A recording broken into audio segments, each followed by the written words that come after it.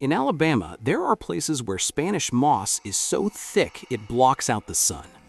There are places where kudzu grows so fast over abandoned houses that it seems like it's trying to hide something. And there are stories. Stories that locals won't tell you unless you earn their trust. These are stories about events that took place in pine forests, old cotton mills, and forgotten dirt roads that don't appear on any map. Tonight, I'll share 3 of these stories with you. 3 accounts taken from newspaper archives and first-hand accounts. 3 moments when ordinary people in the heart of Dixie encountered something inexplicable. What you're about to hear is real. These events happened to real people in real places, and the evidence, or lack thereof, continues to trouble researchers to this day. Turn off the lights, make sure your doors are locked, and whatever you do, don't pause this video. Because once you start listening to these stories, you have to listen to them all the way through. Trust me. If you're new here, hit subscribe right away. After you hear what you're about to hear, you'll want to follow this channel. Let's begin. Story 1: The Mobile Bay Fog. It was August 2019 when Marcus Chen moved to Mobile, Alabama for his new job at the shipyard. The 32-year-old engineer had spent his entire life in California, and the humid southern nights felt foreign to him, oppressive in a way he couldn't quite articulate. But the job paid well, and his apartment on Government Street overlooked a beautiful stretch of oak-lined road that made the relocation feel almost romantic. Marcus wasn't superstitious. He didn't believe in ghosts, curses, or any of the folk tales his elderly neighbor, Mrs. Beatrice Watson, insisted on sharing with him over sweet tea on Sunday afternoons. When she warned him about the fog that sometimes rolled in from Mobile Bay, the fog that carried things with it, he'd simply smiled politely and changed the subject. The first time he saw the fog, it was 3 in the morning on a Thursday. Marcus had woken up thirsty and walked to his kitchen for water when he noticed something strange through his window. The entire street was drowning in a dense gray mist that seemed to glow with its own internal light. It wasn't the gentle morning fog he'd occasionally seen. This was a wall of vapor so thick that the street lamps were reduced to dim, struggling halos. And there were shapes in it. Marcus pressed his face against the window, his breath fogging the glass. The shapes were humanoid, roughly person-sized, but they moved wrong. They didn't walk, they glided, their movements too smooth, too fluid, like they were underwater. He counted 7 of them moving down Government Street in a single-file line, heading west toward the bay. His rational mind supplied explanations. It was just people walking through fog, perhaps homeless individuals, perhaps late-night workers. But his gut, that primal part of the brain that evolution had honed over millions of years, screamed that something was fundamentally wrong with what he was seeing. The next morning, Marcus asked Mrs. Watson about it. Her face went pale. "You saw them walking in the fog?" she asked, her voice barely above a whisper. When he nodded, she gripped his arm with a surprising strength for an 80-year-old woman. "Marcus, honey, you listen to me real careful. When that fog comes, you don't look at it. You close your curtains, you lock your doors, and you do not, under any circumstances, go outside." "What are they?" Marcus asked. "The drowned," she said simply. Mobile Bay has claimed a lot of souls over the centuries. Hurricanes, shipwrecks, drownings. The water remembers. And sometimes, when the conditions are right, they come back looking for something. Nobody knows what, but folks who go out in that fog, they don't always come back the same. Marcus wanted to laugh it off. He wanted to believe it was just local superstition, the kind of folklore that every coastal town seemed to have. But there had been something about those shapes, the way they moved, the way they seemed to be searching for something that burrowed under his skin. 2 weeks passed without incident. Marcus almost forgot about the fog, dismissing it as a bizarre dream or a trick of his tired mind. Then, on a Tuesday night, he woke up at 2:47 a.m. to the sound of scratching on his front door. It wasn't a knock. It was a slow, deliberate dragging sound, like fingernails against wood. Scratch, Scratch, scratch, patient, methodical, persistent. Marcus lay in bed, his heart hammering in his chest, telling himself it was just a branch, just the wind, just anything other than what his imagination was supplying. But the scratching continued, and after 5 minutes, he couldn't stand it anymore. He grabbed his phone, turned on its flashlight, and crept toward his front door. The peephole showed nothing but that same gray, glowing fog. It had returned, and it was thicker than before, so dense that he couldn't see the oak trees that lined the street just 20 feet away. The scratching stopped the moment he looked through the peephole, replaced by something worse: silence. Then a face appeared at the peephole. It was pale. Not the pale of a white person's skin, but the pale of something that had been underwater for a very long time. The features were bloated and wrong, the eyes completely black, and its mouth hung open in an expression that wasn't quite a scream and wasn't quite a smile. Water dripped from its chin, pooling on his doormat. Marcus stumbled backward, dropping his phone. When he scrambled to pick it up and look through the peephole again, the face was gone. But he could hear wet footsteps in the hallway outside his apartment, moving away toward the stairs. And he could hear his doorknob rattling, testing the lock, trying to find a way in. He called the police. They arrived 20 minutes later after the fog had begun to dissipate. The officers found water pooled outside his door and muddy, webbed footprints leading down the stairs and out into the street. But the footprints weren't human. They were too long, the toes splayed out at wrong angles, and they smelled like rotting seaweed. "Probably just kids messing around," one officer said, but his partner, a woman who'd lived in Mobile her whole life, pulled Marcus aside before they left.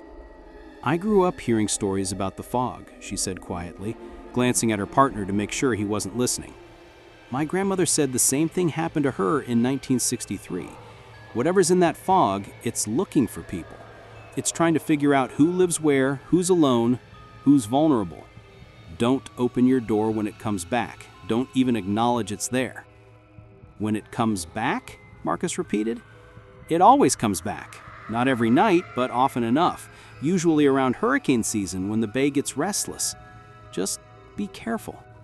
And if you ever see someone walking in that fog, someone you think you recognize, don't go to them. Don't call out to them. They're not who you think they are." Marcus didn't sleep for the rest of that night.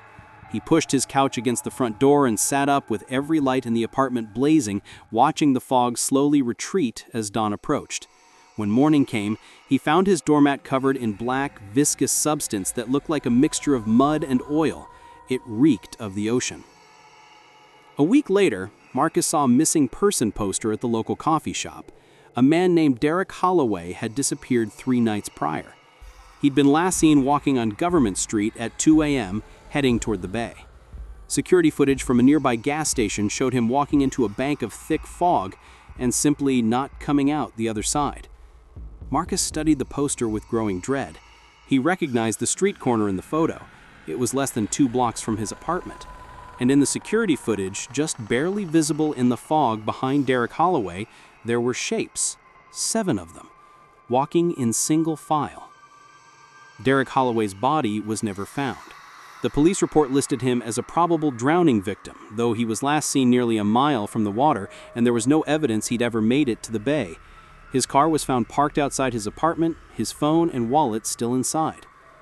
Marcus moved out of Mobile 3 months later. He told people it was because he'd gotten a better job offer in Atlanta, but the truth was simpler. He couldn't stay in that apartment anymore, because the fog kept coming back, once every 2 or 3 weeks, and each time it returned, the scratching at his door grew more insistent, more desperate, more certain that eventually he would open it. The night before he moved, Mrs. Watson came by with a going-away gift, a small bag of salt and a hand-drawn map showing which streets to avoid on foggy nights. "You're a smart boy," she said, patting his cheek. "Smarter than most. The fog didn't get you because you listened. Not everybody does." "What happened to the ones who didn't listen?" Marcus asked. Mrs. Watson's expression darkened. She said, "Some of them came back, but they came back wrong. They came back hungry, and when the next fog rolled in," she trailed off, shaking her head. "Well, that's when they joined the others doing the walking." Marcus never returned to Mobile. He still lives in Atlanta, working as an engineer and living what most people would consider a normal life. But he never goes near the water anymore. And on humid summer nights, when the fog rolls in from the Chattahoochee, he locks his doors, closes his curtains, and tries very hard not to think about what might be scratching at his neighbors' doors. Because now he knows, some things that drown don't stay drowned. Some things come back. And some fogs carry more than just moisture. They carry the missing, the lost, and the damned, all looking for someone to join them in their eternal search for something they'll never find. The scratching sound still haunts his dreams. Patient, methodical, persistent, waiting. Before we move on to the second story, do me a favor. Drop a comment below and tell me, would you have looked through that peephole? And if you're enjoying this, hit that like button. It helps more than you know. Story 2. The Recording in Tuscaloosa. Emily Rodriguez was 24 years old when she started her master's degree in anthropology at the University of Alabama in Tuscaloosa. Her thesis focused on the oral traditions of rural southern communities, and she'd spent the summer of 2021 driving through small towns in the Black Belt, recording interviews with elderly residents about their folklore and family histories. It was rewarding work, but it was also isolating. Many of the stories she collected were dark, tales of slavery, violence, and suffering that had been passed down through generations. By September, Emily had accumulated over 200 hours of recordings, stored on her laptop and backed up to the cloud. She was reviewing one of these recordings late one night in her apartment near campus when she noticed something odd. The interview was with a 91-year-old woman named Pearl Johnson from Hale County, who'd been sharing memories of her grandmother's stories about working on a cotton plantation in the 1800s. Emily had been half listening while taking notes when she heard it, a voice in the background of the recording that hadn't been there during the actual interview. She rewound the audio and listened again, this time with headphones. There it was, faint but undeniable, a male voice speaking underneath Pearl's words. The voice was whispering something in a rhythmic, almost chanting pattern, and it definitely hadn't been present during the original conversation. Emily had been alone with Pearl in her living room. There was no radio, no television, no neighbors close enough to be picked up by the microphone. Emily isolated the background voice using audio software, filtering out Pearl's words and amplifying the whisper. What she heard made her blood run cold. The voice was saying, "She hears us now. She's listening. She's listening. She's listening." Emily checked the timestamp. The voice appeared exactly 43 minutes into the recording, continuing for 37 seconds before fading away. She told herself it was interference, some kind of radio signal or electronic glitch. But when she checked the other recordings from that same day, she found the same voice in all of them, always appearing at the 43-minute mark, always saying the same thing. "She hears us now. She's listening." Emily spent the next 2 days going through every single one of her 200 hours of interviews. The voice appeared in 67 of them, always at the 43-minute mark, always saying the same phrase, and always getting slightly louder with each successive recording. In the most recent interview, conducted just 3 days earlier, the voice was so loud it nearly drowned out the person she'd been interviewing. But here was the thing that terrified Emily the most. Nobody else could hear it. When she played the recordings for her thesis advisor, for her roommate, for the AV tech in the anthropology department, they all said they heard nothing unusual. Just the interviews, just the elderly voices sharing their stories. The whispered voice was audible only to Emily. She considered the possibility that she was having a mental breakdown, graduate school stress maybe, or some kind of auditory hallucination. But the voice was there in the recordings, captured by the microphone, visible in the waveforms when she analyzed them. It wasn't just in her head. On a Friday night, Emily decided to test something. She set up her recording equipment in her apartment, pressed record, and let it run for exactly 43 minutes. Then she sat in silence and waited. At the 43rd minute mark, the whisper began. But this time it wasn't coming from her speakers, it was coming from behind her, from the corner of her bedroom where shadows pooled thick and dark. "She hears us now." Emily spun around, her heart racing. The corner was empty, but the voice continued, circling around her, coming from everywhere and nowhere all at once. She's listening. She's been listening. She opened the door. She let us through." "Who are you?" Emily demanded, her voice shaking. "What do you want?" The voice laughed. Not a human laugh, but a sound like wind through dead trees, like the creaking of old rope. "You recorded us. You took our voices. You trapped us in your machine. Now, we're trapped in you."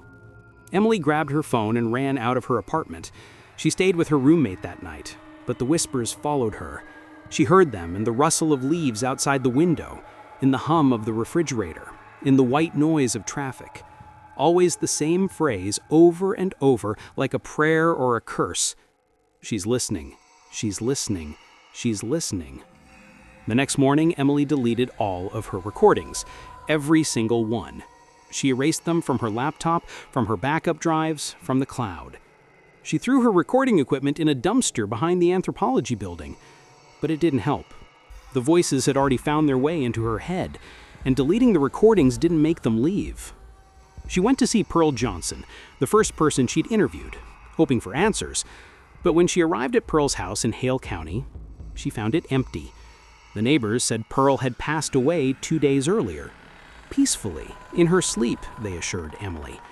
But when Emily asked when the funeral would be, they gave her a strange look. "The funeral was this morning, honey. Pearl been dead almost a week now." But that was impossible. Emily had just interviewed Pearl 4 days ago. She had the recording, or she'd had it before she deleted everything. She showed them her notes, the timestamp, the documentation. But Pearl's family just shook their heads sadly, clearly thinking that the young graduate student was confused or mistaken. Emily drove back to Tuscaloosa in a daze. She checked her calendar, her emails, her text messages. According to everything she could find, her interview with Pearl Johnson had taken place on August 15th, but Pearl had died on August 11th. She'd interviewed a dead woman. And somehow that interview had opened a door that should have stayed closed. The whispers grew worse. They weren't just repeating the same phrase anymore. They were saying other things. They were telling Emily things, secrets about people she knew, details about events that hadn't happened yet, names of people who'd been forgotten, buried in unmarked graves, lost to history. The voices belonged to the dead, Emily realized. All the peoples whose stories she'd been collecting, whose voices she'd been recording, they'd found a way to reach back through her equipment and into the living world. And they wanted something from her. Emily dropped out of graduate school in October 2021. She moved back home to Phoenix, Arizona, as far from Alabama as she could get. She never finished her thesis. She never touched recording equipment again. She got a job as a retail manager and tried to live a normal life. But the whispers never fully left. On quiet nights, she can still hear them whispering just below the threshold of conscious hearing, reminding her that she'd opened a door, reminding her that she'd been listening. And when she'd been listening, they'd been listening back.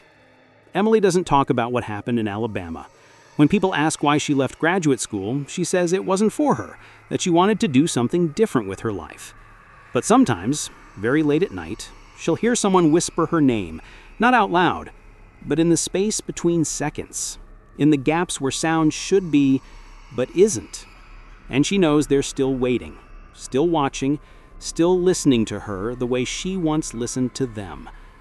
The anthropology department at the University of Alabama still has Emily's thesis proposal on file, but her research materials were never archived.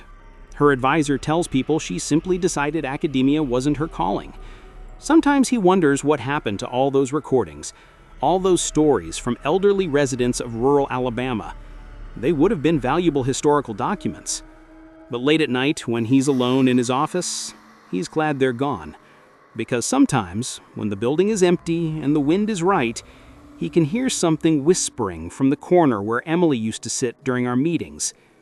She was listening. She was listening. She was listening. And he makes sure not to listen too carefully. Because if you listen, really listen to the voices of the dead, sometimes they realize you can hear them. And once they realize that, they never stop talking. We're halfway through now, and I know what you're thinking. That was disturbing. But the third story, it's the one that still gives me chills. Before we get there, if you haven't subscribed yet, now's the time. hit that button. You're going to want to see what else I've uncovered. Story 3. The House on County Road 37. The house was supposed to be a fixer-upper, a bargain property that would be perfect for James and Sarah Mitchell to flip. The couple had moved to a rural Chilton County, Alabama in early 2020, hoping to start a house-flipping business after leaving their corporate jobs in Birmingham. When they found the old farmhouse on County Road 37, 3 bedrooms, 2 acres of land priced at just $47,000, they thought they'd hit the jackpot. The realtor had been upfront about the property's history. The house had been empty for 11 years, ever since the previous owners, an elderly couple named the Blackwells, had moved to a nursing home. It needed work, new plumbing, updated electrical, cosmetic renovations, but the bones were good, the realtor assured them. The low price was simply because the estate wanted to sell quickly. What the realtor didn't mention were the 7 previous owners who'd tried to renovate the house. 7 different people or families who'd bought the property, started renovations, and then suddenly abandoned the project, sometimes in the middle of the night, leaving tools and materials behind. The realtor didn't mention this because, technically, nobody had asked, and it wasn't required disclosure in Alabama real estate law. James and Sarah moved in with enthusiasm and a detailed renovation plan. They would start with the master bedroom, then work their way through the house room by room. They set up a construction trailer in the yard to live in while they worked, and they started demolition on a Monday morning in July. The first strange thing happened on day 3. James was tearing out old plaster in the master bedroom when he found something behind the wall. Scratches in the wooden studs, dozens of them, clustered in one area about 4 feet off the ground. They looked like tally marks, scratched into the wood with something sharp. James counted them, 173. Previous owners counting something, maybe, Sarah suggested. Days until vacation? It's weird, but old houses have weird stuff. But the scratches bothered James. They were too deep, too desperate. And when he looked closely, he realized they weren't just marks. There were words scratched into the wood too, in tiny letters barely visible. "Don't sleep here, don't sleep here, don't sleep here," repeated over and over between the tally marks. They decided to keep working. They'd bought the house, they'd quit their jobs, and they couldn't afford to back out now based on some creepy graffiti that was probably just someone's idea of a prank decades ago. The second strange thing happened a week later. Sarah was sanding floors in the living room when she found a jar buried beneath a loose board. It was a mason jar, sealed with wax, and inside was a collection of objects: a child's tooth, a lock of gray hair, a rusted key, a photograph so faded that the faces were barely visible, and a piece of paper covered in handwriting. The note said, "For whoever finds this, leave this house. Something is wrong with the room at the end of the hall. It watches, it waits. We tried to seal it, but I don't think it worked. We're leaving tonight. Don't make our mistake. Don't stay here after dark. For God's sake, don't let it see you sleeping." The note was dated September 14th, 1997, and signed the Morrison family. James and Sarah researched the Morrison family that evening. They'd owned the house for exactly 2 months in 1997 before selling it at a significant loss. There was no record of what happened to them after that, but local property records showed a pattern. Every owner since 1976 had stayed in the house for less than a year. Most stayed for less than 6 months. The Blackwells, who'd owned it before the house sat empty, had lasted the longest, 3 years. But they'd moved to a nursing home despite being only in their early 60s, far younger than most residents. "The room at the end of the hall," Sarah said, studying the house's floor plan. "That would be the 3rd bedroom, the one we haven't started working on yet." They decided to investigate. The 3rd bedroom was at the far end of a hallway on the 2nd floor, and, unlike the rest of the house, its door was solid, heavy oak with an old-fashioned keyhole. When James tried the doorknob, it wouldn't turn. The door was locked, and they didn't have a key. "We'll force it," James said. But when he put his shoulder to the door, it didn't budge. It felt solid, unnaturally heavy, like it was made of stone rather than wood. They tried a crowbar, a hammer, and finally a drill on the lock, but nothing worked. The door seemed determined not to open. That night, sleeping in their trailer, Sarah had a dream. She dreamed she was standing in the hallway of the house in front of the locked bedroom door. In the dream, she could hear something behind the door, breathing, wet and labored, like something struggling to draw air into damaged lungs. And then she heard words, spoken in a voice that sounded like rust scraping against metal. "Let me out. Let me out. Let me see you. Let me see you. Sleeping." She woke up screaming.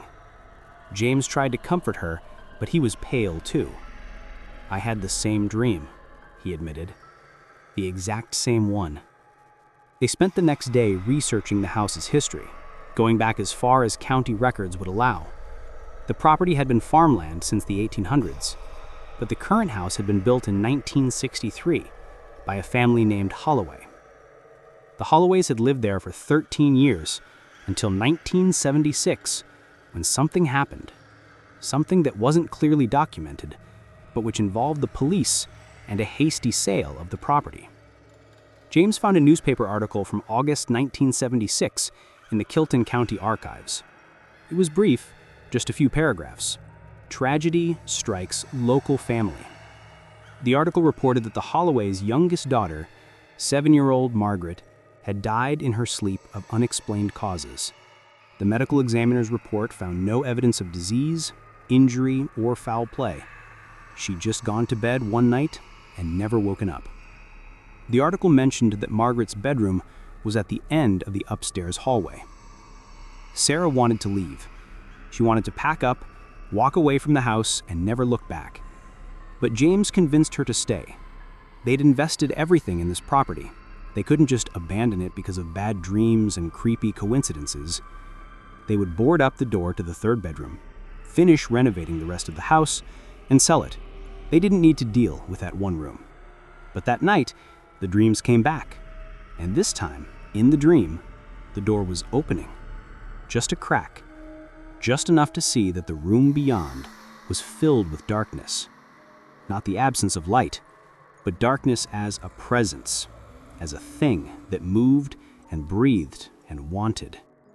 And in that darkness, something was standing, waiting, watching. They woke up to find their trailer door hanging open. Neither of them had opened it. The lock was still engaged, but the door stood wide, swinging gently in the breeze. And there were footprints in the dew-damp grass, small footprints, child-sized, leading from the house to their trailer and back again. James and Sarah packed that same morning. They didn't bother with the renovation, didn't bother with selling the house properly. They contacted the estate that had sold it to them and signed the property back over, taking a total loss. The estate's lawyer seemed unsurprised. He said, "It happens," simply. The house on County Road 37 is still there. It's currently owned by a real estate investment company that's never bothered to visit the property. The construction trailer sits abandoned in the yard, and the windows James and Sarah boarded up remain sealed. But sometimes people driving past at night report seeing a light in the window at the end of the upstairs hallway. A dim, flickering light, like a candle or a lantern, moving slowly back and forth. And if you stop your car and listen carefully, they say you can hear something. A small voice, singing a lullaby, drifting out from the sealed room. The local kids have a legend about the house now. They say that if you break in and fall asleep anywhere inside, you'll have a dream about the locked room.